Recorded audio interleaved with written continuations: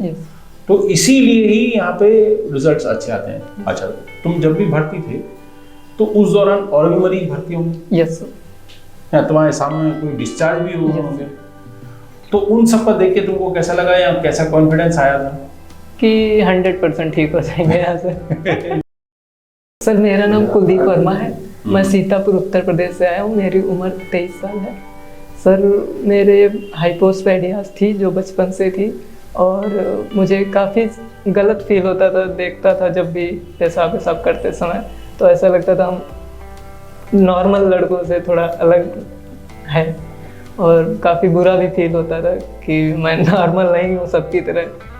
तो मुझे ज़्यादा जानकारी पहले नहीं थी बचपन से लेकर, लेकिन जब सर आपका वीडियो यूट्यूब पर हम देखे तो ये पता क्या परेशानी आई जो तुमने हमारा वीडियो देखने की कोशिश की? क्यों ऐसा लगा कि तुमको, मतलब हमारा वीडियो ही सर्च क्यों किया सर? या उस बीमारी से संबंधित या ऐसा क्या सर्च किया जो तुम्हें मतलब हमारा वीडियो मिला?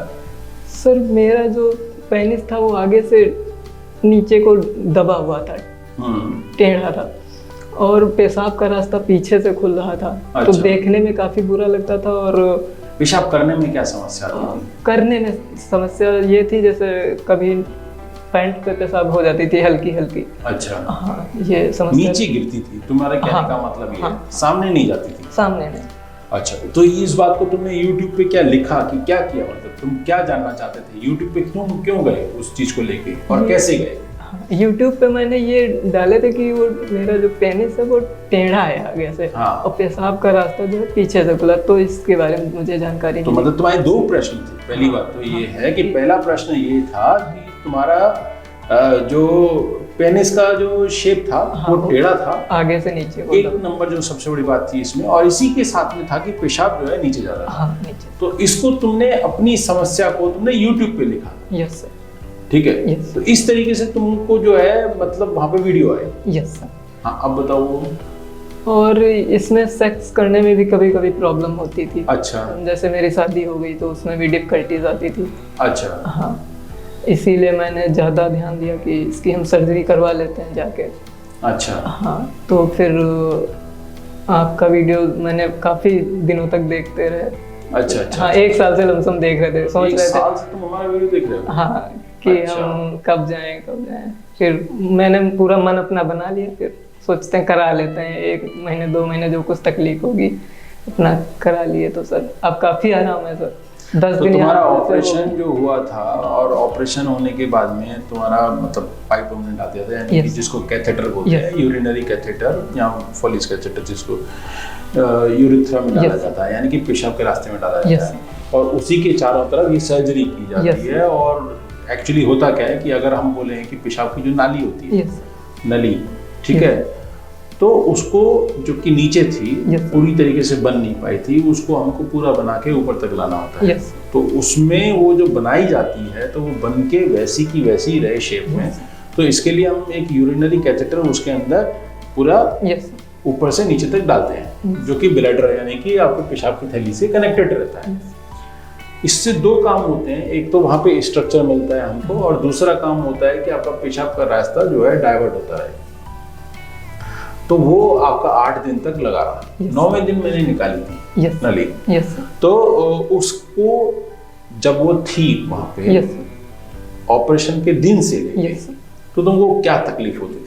सर मुझे तकलीफ ऑपरेशन के दिन से कोई भी तकलीफ मुझे नहीं हुई। बस मुझे लेटने में थोड़ा फर्स्ट नाइट थोड़ी दिक्कत हुई थी, वो भैया इंजेक्शन दे दिए थे, वो था सूखने उखने वाला, लेकिन मुझे नींद आ गई थी तो आराम से नींद आ गई? हाँ, लेकिन अच्छा। अगले दिन से मुझे कोई दिक्कत कोई दिक्कत भी नहीं, किसी भी प्रकार की कोई दिक्कत नहीं। अच्छा, जब हमने कैथेटर निकाला था उस दिन सुबह सुबह निकाला था? यस याद है एकदम? यस सुबह सुबह सुबह मैं दूसरा ऑपरेशन शुरू करना था, मैंने कहा पहले तुम्हारा कैथेटर निकालेंगे, Yes. उसके बाद हम ऑपरेशन शुरू करेंगे। यस तो निकाला था, उस समय कोई तकलीफ? नहीं सर, कोई नहीं, वो हल्का दर्द हुआ तो स्वाभाविक है, होगा। कितने सेकंड के लिए? वो 1-2 सेकंड बस जितना निकाल। और उसके बाद दर्द रहा? एकदम नॉर्मल। नॉर्मल। और पेशाब जब करते हो अब कैसा होता है?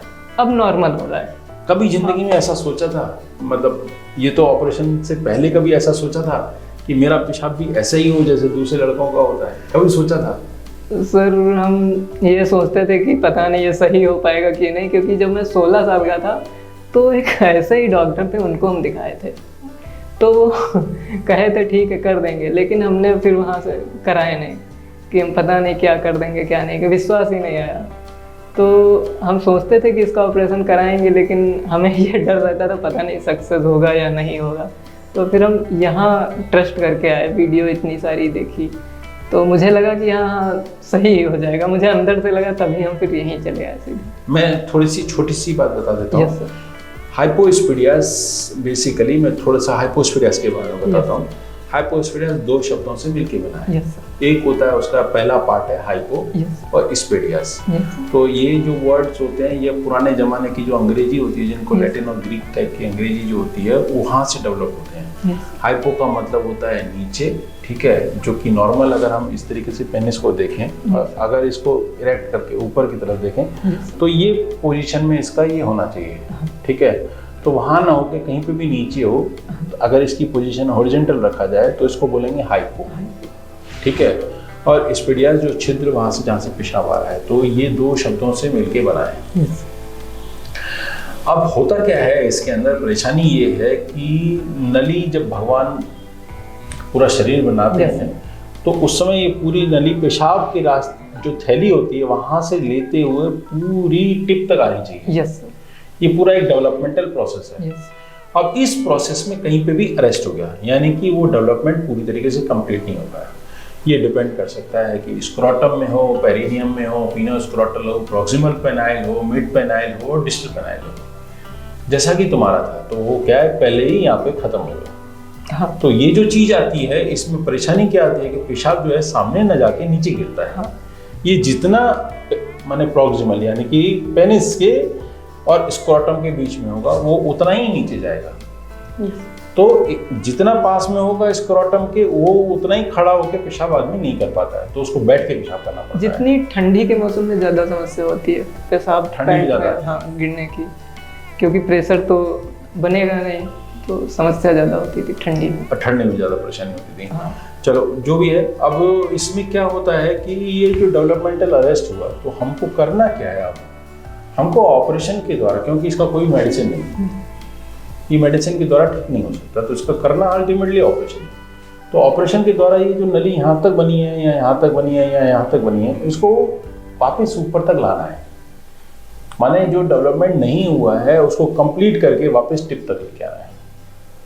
और जब यहाँ तक बनी भी हुई है ना, तो उसके भी जो नज़दीकी एरिया होता है उसकी जो नली होती है वो बिल्कुल पतली होती है, उसमें ताकत नहीं होती है, दम नहीं होता है, तो हमको वो भी खोलनी पड़ती है। तो उससे पहले के रास्ते से जाके वो और ऊपर तक बनाना होता है। अब एक छोटी सी बात अगर हम लेमन लैंग्वेज में बोले कि अगर नींव मजबूत नहीं होगी तो बिल्डिंग खड़ी नहीं होगी। नहीं तो हमको पहले उसकी नींव मजबूत करनी पड़ती है, तभी बिल्डिंग खड़ी हो सकती है। तो यहाँ पे तो नींव क्या है, जो टिश्यू है। तो ये जो टिश्यू होता है ये वाला अच्छा नहीं होता है, तो हमको इसको पहले लेके आना होता है यहाँ तक, अच्छे वाले टिश्यू से, यानी कि नींव बना के और उसको ऊपर तक लाना होता है। उस पर अच्छी सी बिल्डिंग, यहाँ पे बिल्डिंग बोल के क्या है, एक नाली है, नाली बनाना।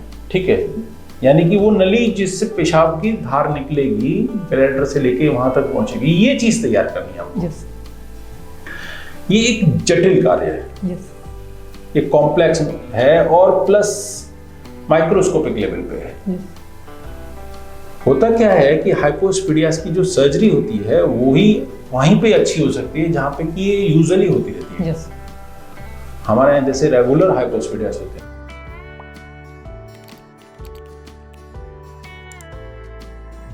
यस तो इसीलिए ही यहाँ पे रिजल्ट्स अच्छे आते हैं। अच्छा, तुम जब भी भर्ती थे तो उस दौरान और भी मरीज भर्ती होंगे यस या तुम्हारे सामने कोई डिस्चार्ज भी हुए Yes. होंगे, तो उन सब का देख के तुमको कैसा लगा या कैसा कॉन्फिडेंस आया था कि 100% ठीक हो जाएंगे यहाँ से। तो मुझे दूसरे लोगों से मिले, बातचीत की, तब तुम्हें कैसे लगा मुझे जब लगा तुम्हारे टाइम पे भर्ती थे या जो है डिस्चार्ज वगैरह हो गए?